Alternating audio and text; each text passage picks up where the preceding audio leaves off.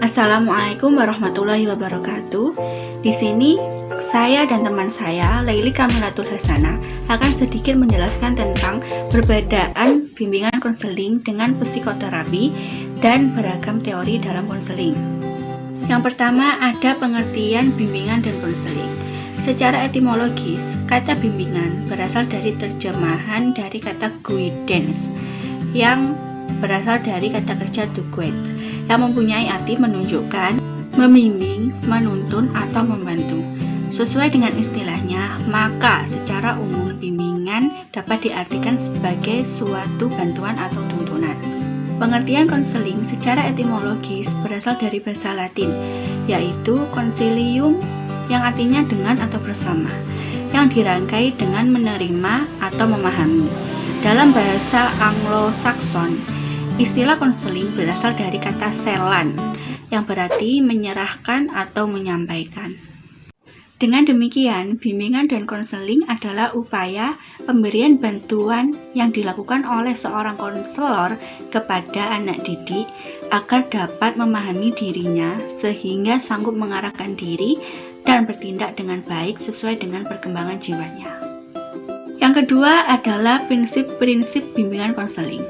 Prinsip-prinsip itu terdiri dari dua, yaitu pertama, prinsip-prinsip umum, dan yang kedua adalah prinsip-prinsip khusus.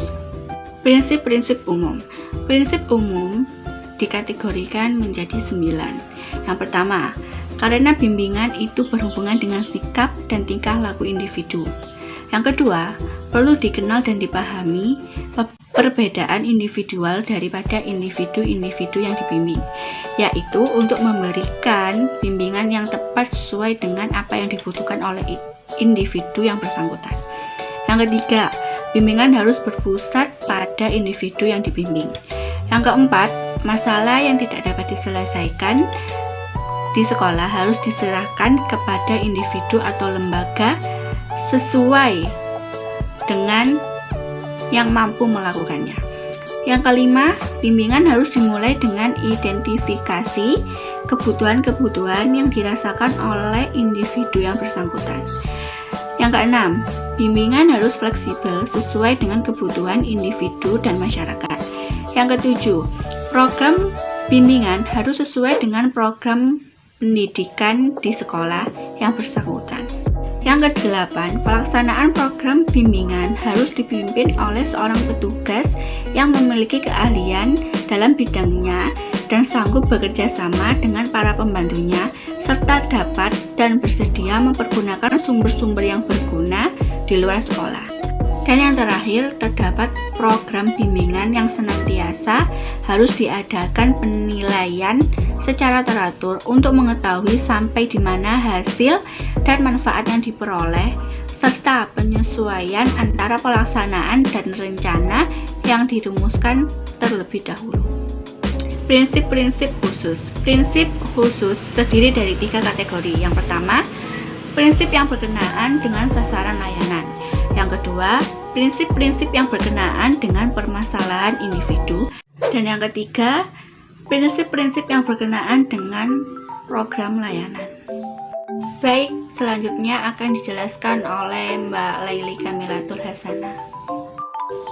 Baik, terima kasih. Di sini saya akan melanjutkan presentasi dari Mbak Ivani, yaitu perbedaan bimbingan konseling dan psikoterapi.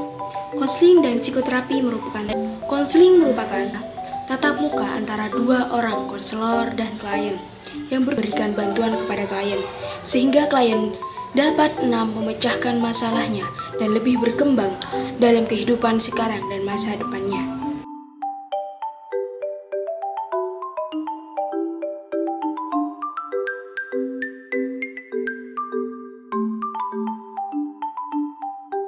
Menurut Mapir, ada sejumlah perbedaan psikoterapi dan konseling dikemukakan sebagai berikut. Yang pertama, konseling merupakan bagian dari psikoterapi. Psikoterapi merupakan bagian yang lebih luas daripada konseling. Yang kedua, konseling lebih mengarah pada penyebab atau awal masalah. Selanjutnya, konseling lebih mengarah pada pengembangan pendidikan. Perbedaan dengan psikoterapi yang mengarah menyembuhkan penyembuhan. Yang ketiga yaitu dasar konseling adalah filsafat manusia. Mengapa bisa disebut begitu? Karena dasar dari psikoterapi adalah perbedaan individual dengan dasar-dasar psikologi, kepribadian, dan psikopatologi. Pada perkembangan selanjutnya, konseling juga memanfaatkan perkembangan teori-teori kepribadian dalam konteks ilmu perilaku. Selanjutnya yang nomor 4 yaitu dijelaskan oleh Narayana Rao dalam Harto Sujon bahwa tujuan antara konseling dan psikoterapi sama. Namun keduanya berbeda dalam proses pencapaiannya. Rapi cara pembedahan psikis dan perbedaan otak.